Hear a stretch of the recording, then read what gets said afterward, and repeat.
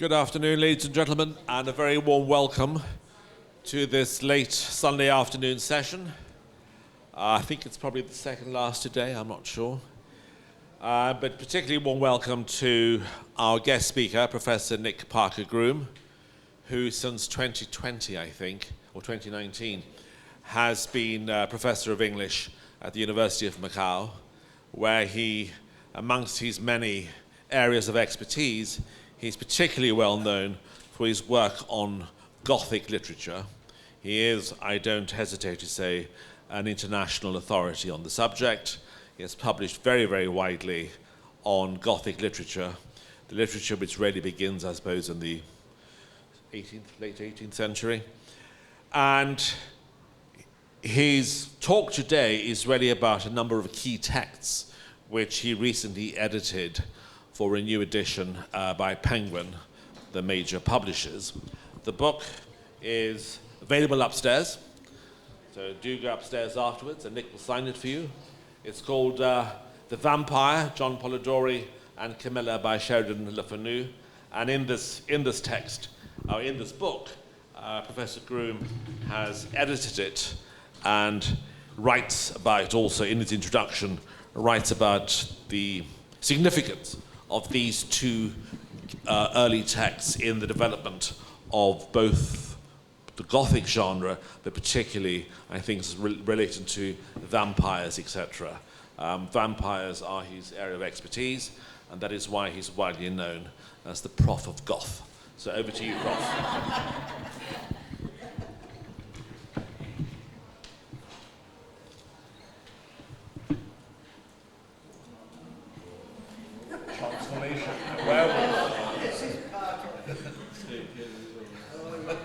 Wow. So thank you, Glenn, for those kind words, and thank you to the organisers, to Ricardo and to the festival organisers. Now,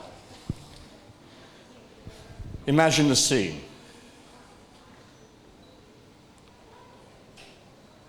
Okay, is this going to work?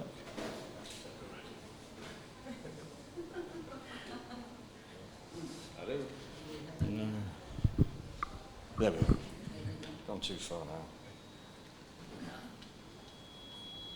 So imagine the scene by candlelight. It's 1816. Who have we here? Lord Byron, the best-selling poet of the era, recently fled from England. He'll be dead within 8 years. John William Polidori, an aspiring poet and Byron's doctor, because Byron is a hypochondriac. Polidori will be dead within 5 years by his own hand. And their guests, Percy Bysshe Shelley, a feckless aristocrat, a failed poet at the moment. He's just abandoned his wife and child to be in Switzerland with his lover, Mary Godwin, daughter of the pioneering feminist Mary Wollstonecraft and the human rights philosopher William Godwin. She will marry Percy Shelley at the end of this year, after Percy's wife commits suicide. Also here is Mary's half-sister, Claire Claremont, who's pregnant with Byron's child. Well, where are we? We're in the Via Diodati, on the banks of Lake Geneva. The party has come here to escape the dreadful weather in England. In fact, this is global. The year before, there was a gigantic volcanic explosion on the Indonesian island of Tambora that threw ash into the atmosphere and change the climate for the next 10 years. It's raining incessantly. 1816 is known as the year without a summer, or 18 and froze to death.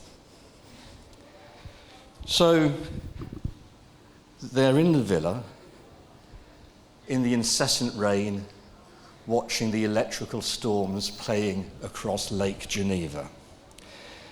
There's little opportunity for alpine walks, so they stay inside reading. Among their reading material is a poem, Christabel, by Samuel Taylor Coleridge, a poem about a she-vampire. They're reading this at midnight, and as they're reading, Percy Shelley suddenly shrieks, "Ah!" and races from the room. And John Polidori goes with ether and water to try to comfort him. What's the problem? As the poem is being read, he looks at his wife to be breastfeeding their child, and he thinks he sees on her breasts not nipples, but eyes opening. He's terrified by this vision. So this is a very ghostly, hallucinatory, feverish atmosphere we have in the villa. And Byron then suggests that they each write a ghost story. They'd been reading this book called Phantasmagoriana, which is about a group of friends in a house who tell each other ghost stories.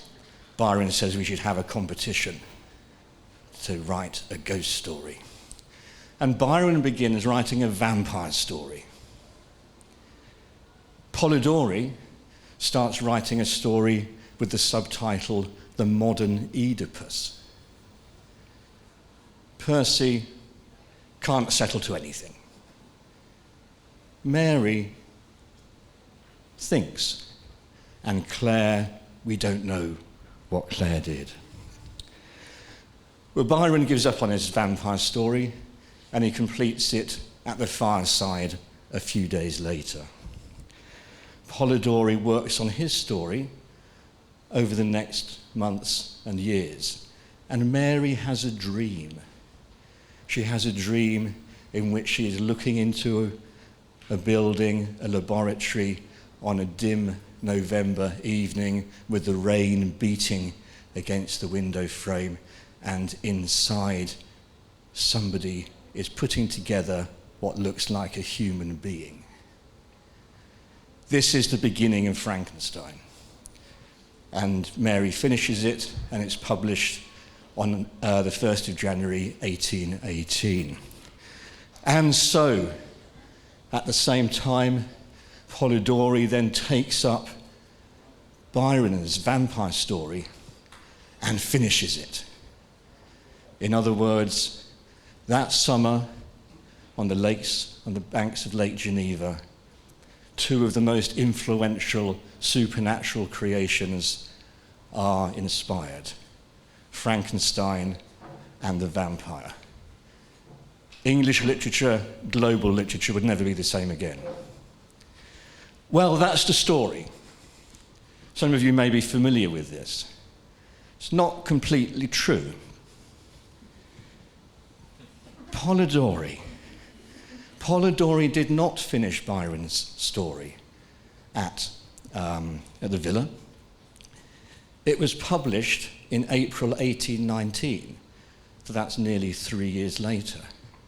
What Polidori said was that he went back to England. He said he'd finished the story in Geneva, he left it with a lady there, and then he went back to England, didn't know anything about it. And mysteriously, years later, it then gets published in a magazine. Polidori said, it's nothing to do with me. It wasn't my doing. Sorry, it's Frankenstein. It was also published in a book form, and it became an instant hit. It also caused an immediate row. There's no author mentioned on this. You can see that somebody on this version is written by Lord Byron, on this one by Mrs. Shelley, Mary Shelley. It was not attributed to Polidori. In fact, in the magazine, they said it was by Lord Byron. So it's published as being a vampire story by Lord Byron. Byron was outraged. He said it's rubbish. Polidori was deeply upset. He said, well, I said to you that it was based on a story by Byron, but it's by me. And this row continued for the next few years. But there's more to it than that. Polidori actually engineered all of this himself. He sold the story to the publisher, he got paid for it, and he didn't foresee what was going to happen. He didn't anticipate this row. Moreover, he had the assistance of somebody called Alaric Watts, who was the editor on the magazine, who not only helped him write it, but also wrote an introduction. And then, when Watts saw that it was given to Byron in the publication, he resigned. He confirmed all this in a series of letters afterwards.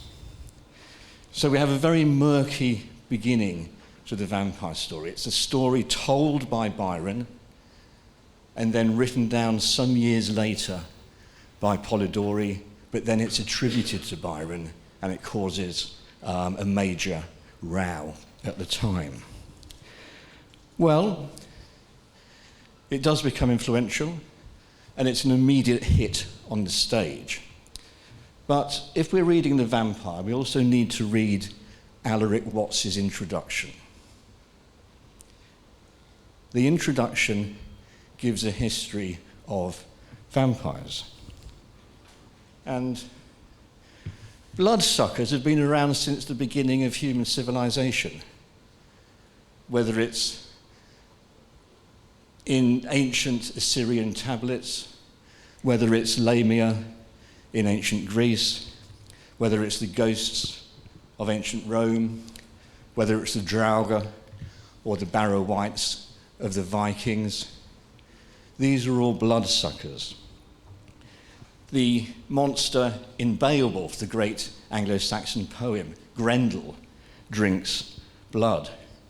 And you can see from early what are called deviant burials that people were afraid of the dead coming back. So what do you do to prevent the corpse from coming back?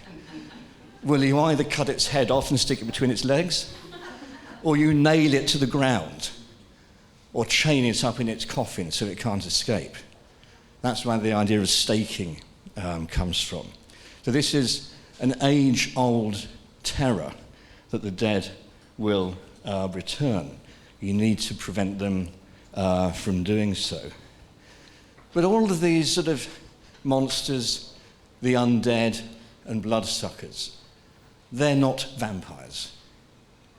Vampires actually emerge at a particular time, in a particular place in the 18th century.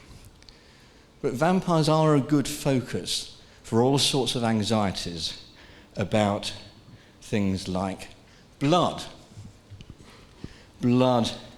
and contagion. Blood is essential to life, we all know that. But it also has these reputed powers.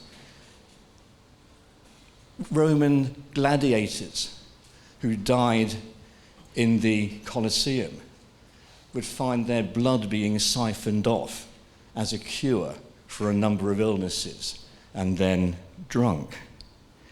The Hungarian Countess Elizabeth Bathory was reputed to bathe in the blood of young children to keep herself young. In fact, something which I tried. It doesn't work. But in fact, today you can get the vampire facial to make yourself younger. So these sort of myths, these stories about the qualities of blood and vampirism remain with us. The most effective blood is either the blood of Christian martyrs, like Thomas of Becket, that was available at his shrine at Canterbury for pilgrims, or the blood of executed criminals. Hans Christian Andersen recorded going to a public execution in 1823, it's only 200 years ago, and after the executed man, after his corpse was taken down, the blood was then given to people suffering from epilepsy to try to cure them. So it has that sort of magical quality. By the end of the 19th century, visits to the abattoir were very popular among the middle classes to drink the fresh blood of oxen. So blood has those qualities. There's also a fascination, does it have more qualities?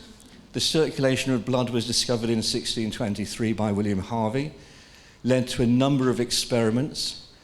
People like Sir Christopher Wren, the architect, was interested in blood. He injected his dog with white wine to get it drunk.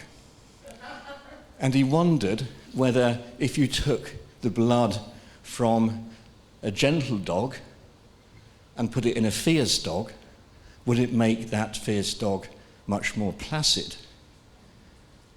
Now, you may laugh at these, but then these experiments are tried out on people.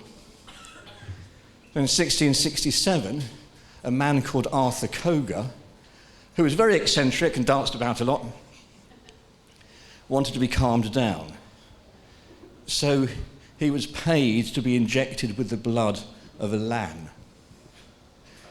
The idea being that the blood of sheep has symbolic power like the blood of Christ, for Christ is a Lamb of God. Now, anybody who's seen lambs in the field will know that they're anything but sort of quiet and gentle. They're always frisking about. But Arthur Koga survived this. In fact, he survived it that he had a second treatment. He was injected a second time with the blood. But by that stage, he started to worry. He said he'd become a new species. He started calling himself Agnes Koga, or Koga the sheep. And he wanted to have some form of compensation for having been turned into this different species of human-sheep hybrid. So this is a sort of one of the backdrops to blood and vampirism at the time. The other one is contagion, disease. How do things spread? This was a great mystery. It was only in the middle of the 19th century that John Snow discovered how cholera was spread. Illness, infection, spreads invisibly. How do you explain it? Do you explain it as a visitation from God, some sort of punishment? You explain it in other ways. There was a belief that it was perhaps the breath of infected persons could give you a disease. There was a theory that perhaps it was the words that they spoke that went into your ear that infected you. There was a theory that it was perhaps them looking at you. So doctors would blindfold their patients so their patients couldn't infect them. So there's this sort of fascination with the invisible. How do invisible things spread? And vampires become part of this story as well. Because if you think that somebody looking at you or speaking to you will infect you, then having a vampire spread a disease is just as likely, really. So we need to get back into that particular mindset, I think. But vampires themselves, I said that they come from a specific time and place. They come from the eastern borders of the Habsburg Empire. So that's the Austro-Hungarian Empire, ruled by Vienna. First recorded in 1725. That's when the word is first used to describe what's going on when the dead are being exhumed. They're found to be, they haven't rotted, they haven't corrupted, and they're blamed for either murderous attacks, in which they strangle people and suck their blood, or for the spread of infection. First recorded in 1725, then there are a series of famous cases, 1727, and in 1732 this becomes a major news item, and it goes over the whole of Europe. Now, this seems sort of rather unlikely, but there were dozens of articles in medical journals.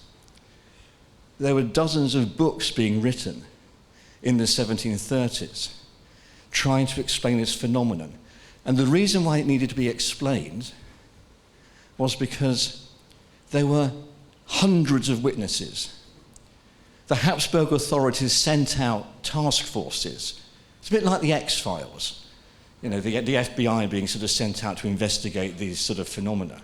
They sent out military surgeons, magistrates, notaries to take witness statements, to exhume corpses, and to provide forensic evidence for what was going on. So the Viennese archives are full of these cases. It wasn't just one or two. It was hundreds of cases. So what do you do in the face of evidence like that? The dead are apparently rising up and coming to get the living.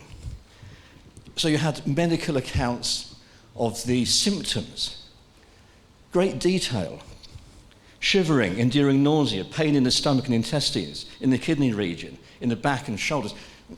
If you sort of read this and you've got a hangover, you'll think you've been infected by a vampire. But right at the end, lastly, nightmares which frequently evoke the image of the returning dead. So the nightmare is important to this story as well. And the nightmare was also known as the incubus, this demon that would sit on your chest and press the air from you, suffocate you, and give you these terrible dreams. So these vampire outbreaks are being investigated by a whole range of pathologists, medical investigators, the military, also theologians, of course. Theologians get very interested in this. The Roman Catholic abbot, Augustin Calmet, writes this best-selling book about vampires and other supernatural apparitions. It's sort of like a manual. It sort of tells you what they do and how to get rid of them. So they're attracting the attention of these theologians, partly because vampires also suggest that there is life after death, but not perhaps the life after death that you were told about by your priest. And they also attract the attention of the French philosophe, Denis Diderot, Jean-Jacques Rousseau, and Voltaire. They all get interested in vampires because there's so much evidence. There are so many apparent witnesses. There's so much testimony. So the vampire outbreaks appear to undermine your faith in testimony, in evidence, in proof. It becomes a philosophical problem as well. So vampires are being researched across a whole range of different areas, long before they get into literature. Okay?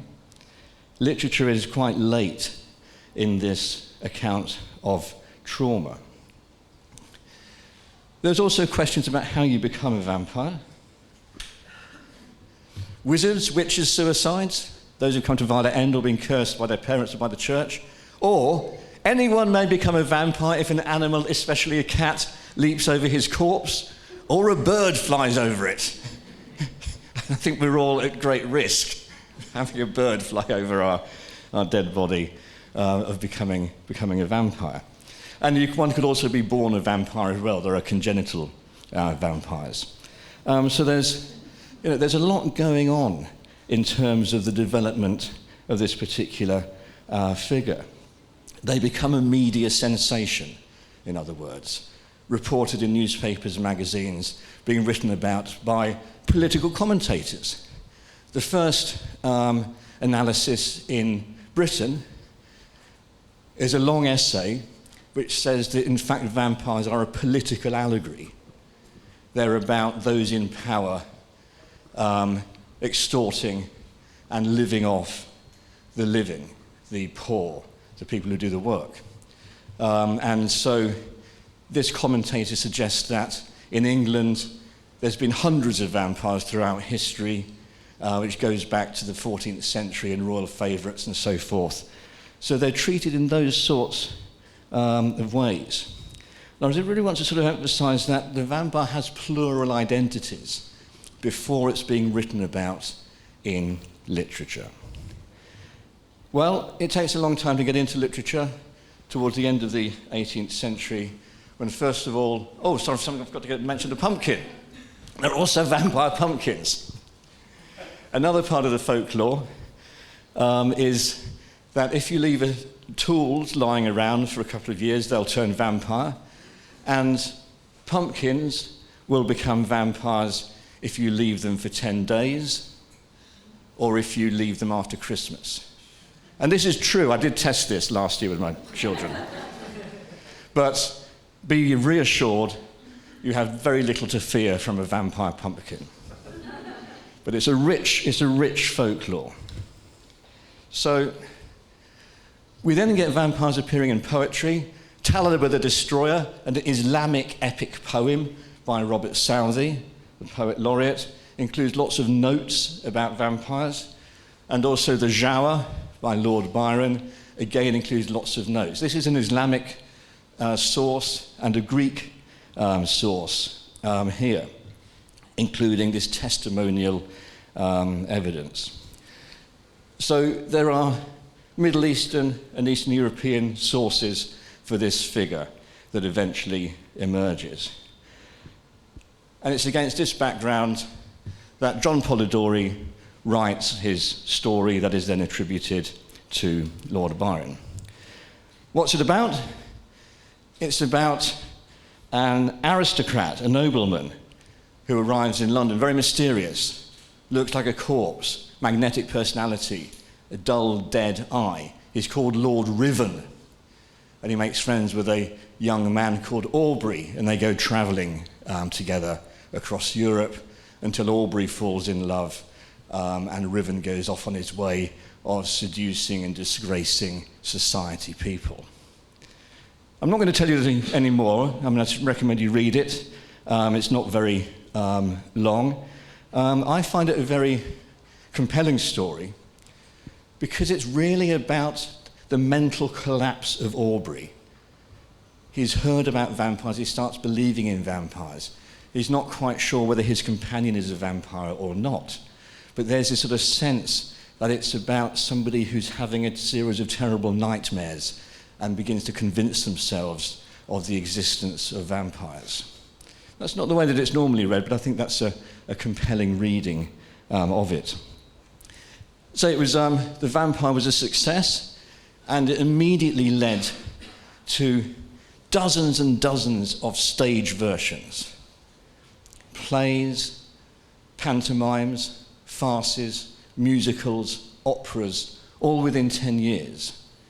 The most well-known one was actually set in Scotland, so you get vampires in kilts in that example. And in the next few years, you then get a whole series of vampire stories. You get The Black Vampire, which is about French colonialism and slavery. You get Wake Not the Dead. These all appeared in the English language. Wake Not the Dead, which is a sort of medievalist romance. Edgar Allan Poe doesn't specifically refer to vampires, but has cases of the dead returning, such as Leger. It's an obsessive romantic horror. James Malcolm Rymer, Varney the Vampire. That was a serial published in 109 weekly parts, so over 2 years long, and then published as a 232-chapter novel about a vampire's adventures across Britain and Europe. The Mysterious Stranger, which is a family drama. Or What Was It? By Fitzjames O'Brien, an Irish-American, about an invisible vampire. Or Mary Helena Fortune, known as Waif Wanderer, an Irish Australian who writes The White Maniac, a doctor's tale which is about love, madness, and cannibalism. Also Richard Burton, who gathers ancient Hindu fables of moral dilemmas and publishes them as Vikram the Vampire. So don't think that Vampire and Carmilla are the only stories. The Vampire opened the floodgates to a whole range of different vampire versions. But then we do get to Carmilla. It's a very different story. If Polidori's story of the vampire did one thing, it was to turn the vampire into a character, into an individual, into a recognizable personality. What Carmilla does, it goes right back to those early accounts, the forensic accounts of doctors and the military and magistrates, and presents a story, a very compelling story, but one which is framed with evidence and proof throughout. So it describes the encounter between Laura, who's an English girl living in Styria, which is in Eastern Europe, and Carmilla, who suddenly arrives and is left by her mother and stays with Laura and her father. And they have an intense, passionate, sensual relationship. Carmilla is a very heady, exotic and erotic tale of female, love, not just friendship, female love. So the vampires here are female vampires. They are vampires. In fact, most of the vampires in the 19th century fiction are female. We tend to think of them as male, but most of them are female. So among the effects of this approaching vampirism, what we get in this story is sickness across the land. We get that theme of contagion. We also get the evidence of specific books mentioned. 18th century books of vampire lore are all discussed. And we also get a report made at the end. The military come and investigate what's going on in this corner of Eastern Europe and file a report. And so this again is an organized attempt to try to make sense of this phenomenon.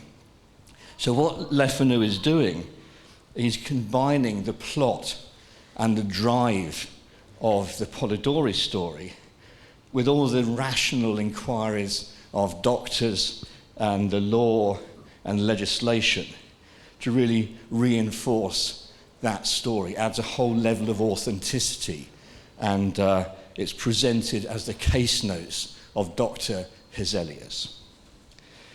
So the Vampire and Carmilla are really the best known 19th century vampire stories in English, apart from Dracula itself. But I want to emphasize that they're published at a time when vampire literature was as popular as it is today.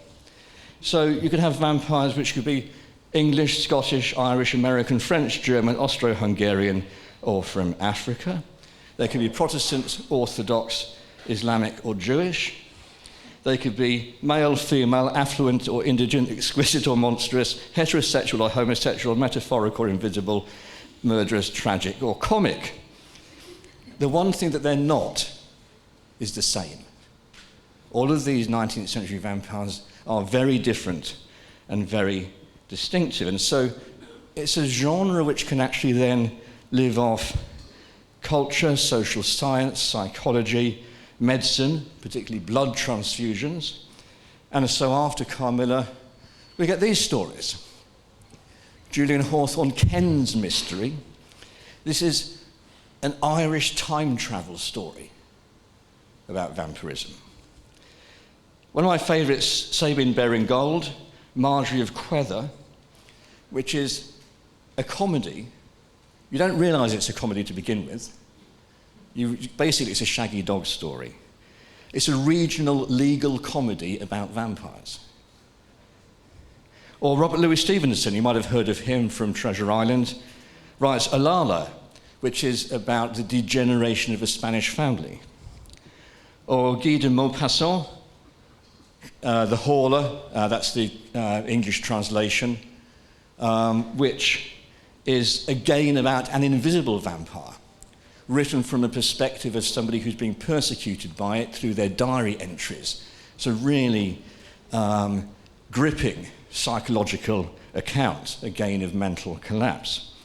Ambrose Bierce, American writer, Death of Halpin Fraser, which is a psychic detective thriller about vampirism. Or Julian Osgood Field, A Kiss of Judas, which is a weird combination of late 19th century high society and the Christian Apocrypha and occultism. Or Eric Count Stenbock, The True Story of a Vampire, which is an aesthetic, decadent vampire. Or Robert Murray Gilchrist, The Crimson Reaver, which is a medieval horror story. So all of these are vampire stories. I'm trying to emphasize how different they all are. And then lastly, Rudyard Kipling writes a poem called The Vampire to accompany this painting by Philip Burne-Jones. It's a hugely influential poem, and it creates the figure of the vamp, this idea of the predatory female that became so popular in 20th century cinema through actors such as Theda Bara. Now, all of this is before Dracula. So Dracula is really the culmination of this long story, rather than the beginning, or rather it fixes the vampire as a particular type. Much of this, these stories are influenced by the British Society for Psychical Research. One of its core beliefs was in thoughts could be communicated and read in the same way that telegraph travelled. So we're going back to these earlier fascinations with the invisible. How do things like telepathy work? How does the telegraph work? If you believe in the telegraph, then telepathy doesn't seem very unlikely. Or X-rays are emerging at this time as well. So there's a fascination with the paranormal that influences these stories as well. And you might want to think about, if you've read Dracula, that the asylum is a key part of that particular story. Also that Dracula is very much of the modern world. You know, he's not a figure from folklore. He speculates in real estate. He's very good at import and export. In fact, Jonathan Harker said he'd make a good solicitor. I don't know who would have Dracula as a solicitor. But this up-to-datedness was praised at the time. And that's maybe the thing that characterizes some of these stories. They're very topical. They're not dealing with ancient horrors. They're dealing with the modern world. So I'll just conclude by saying that as a figure through this century and through these stories, vampires are really about what it is to be human, combining medical science with theology and philosophy, politics, social science. These are questions which touch all areas of our lives. In fact, there's even a vampire mentioned in this book, who's the next speaker that we have today, that Benjamin Rask is described as a vampire at one point. So, vampires are like wicked problems on the nature of being, on what it is to be alive. They're both sort of super fit and potentially immortal. Although the whole immortality thing doesn't really come through in the 19th century. There aren't many stories about immortality. That seems to be something that appeals more to the 21st century. Vampires, are they evidence of evolution or maybe degeneration?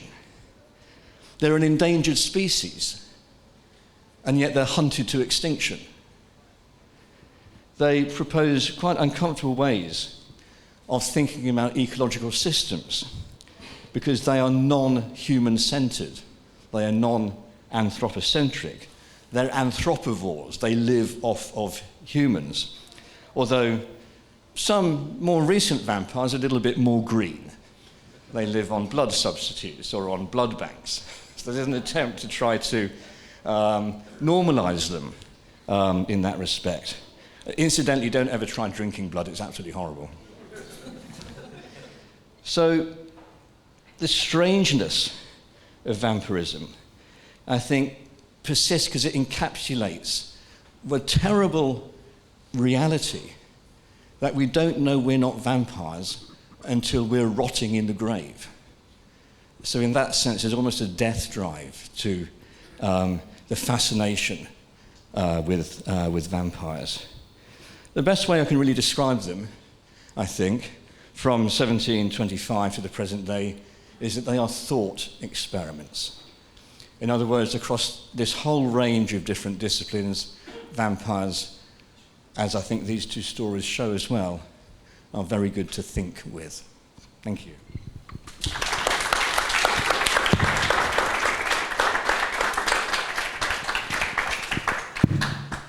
Nick, thank you for a truly invigorating and startling talk at times. And will you tell us a bit about your werewolf vampire coat jacket? It's really more of a Frankenstein jacket, this is. But I did try and give a talk wearing vampire teeth once, and nobody could make out a word that I said. So these are all my friends, or maybe they're my enemies. Are you open to questions? Please. If there are any questions, I hope there are. Any questions from the audience, please? Yes, Josh. Hi, Nick. I love the talk. I'd like to ask about your work on this volume in particular. You've worked on vampires for a long time. Are these thoughts that you presented today long brewing, or did you really come to rethink the vampire in working on this project? Yeah, thank you. That's a fair point. I wrote a book called The Vampire: A New History, which came out, I think, in 2018.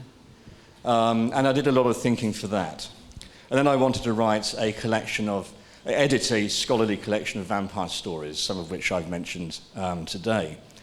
That's been held up, by the pandemic, which for most people is ancient history now. But that volume is coming out later this year. I did a lot of editorial work, and this volume came out because Penguin wrote to me and said, could you do these two?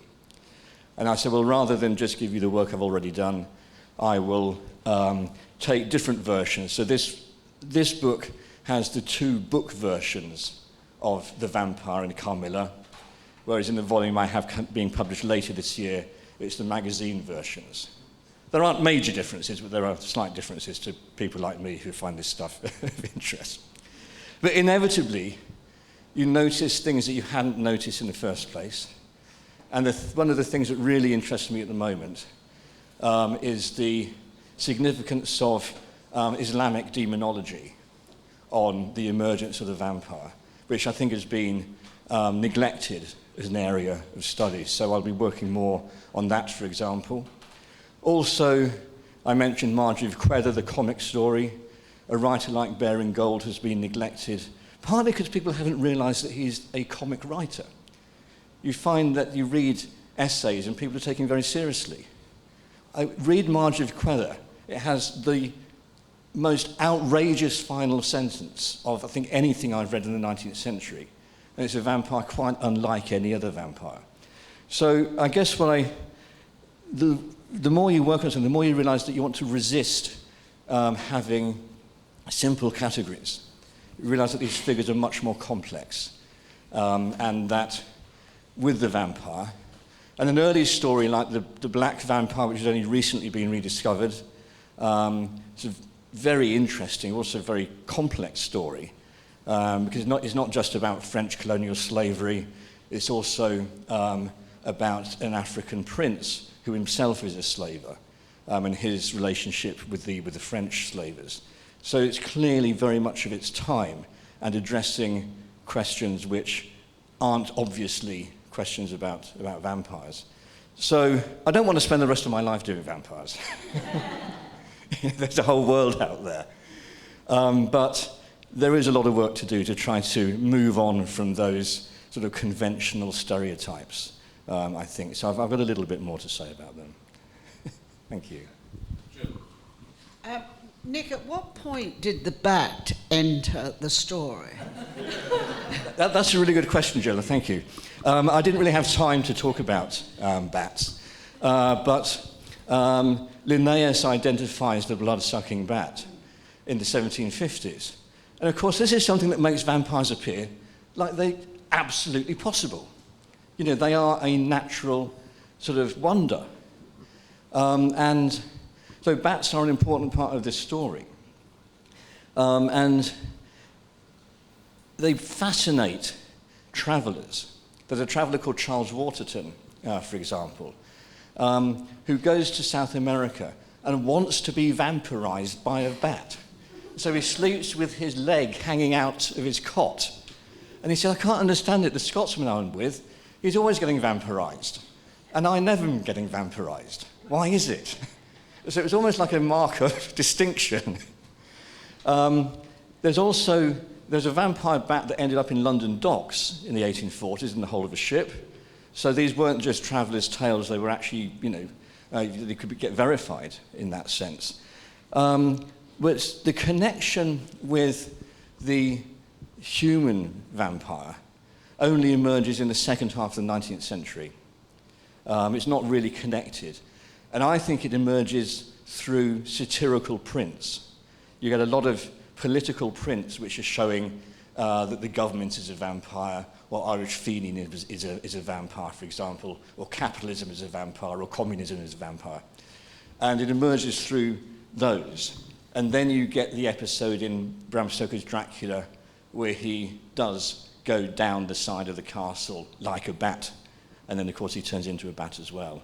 So it's interesting. It's a rather late addition to the story.